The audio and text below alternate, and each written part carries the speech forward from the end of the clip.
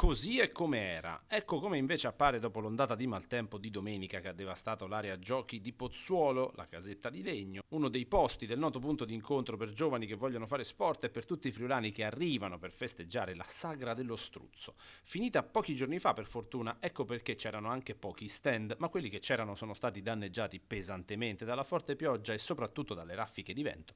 Sì, un'ondata improvvisa, non ce l'aspettavamo anche perché dalle previsioni ci aspettavamo forse qualche goccia di pioggia, ma non un episodio temporalesco come quello di ieri. Sì, da ieri nel tardo pomeriggio, diciamo l'episodio principale che è stato quello del vento che ha scoperchiato qui nell'area festeggiamenti, ha movimentato i chioschi, ha scoperchiato l'area della cassa, ma abbiamo rilevato anche diversi abbattimenti di alberi, diverse cadute di alberi, la conta è abbastanza limitata. I danni più ingenti li ha sicuramente avuti la Proloco locale che come dicevamo fino a qualche settimana fa era impegnata nella sagra dello struzzo e fortunatamente ha già smontato diverse strutture che erano presenti qui, altrimenti forse i danni sarebbero stati maggiori. Quindi principalmente i danni appunto li ha subiti la locale Proloco che ancora non ha fatto la conta, ecco, sicuramente. Una situazione cataclismatica, consumatasi in pochissimi intensi minuti. La macchina dei soccorsi, alimentata dalla forza dei volontari, è stata però immediata e per fortuna già il mattino successivo a Pozzuolo le criticità erano rientrate e le strade riaperte al traffico,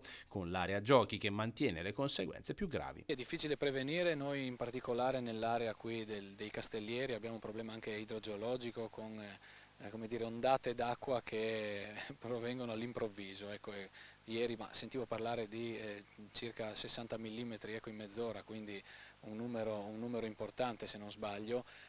Anche i terreni, soprattutto dopo ondate di caldo, non riescono a contenere, nonostante abbiamo ripristinato anche diversi fossati per contenere un po' l'acqua, ma l'importanza della protezione civile, approfitto anche per ringraziare i nostri volontari che si sono attivati subito ieri senza bisogno di telefonate di nessuno, erano già sul territorio proprio durante il maltempo.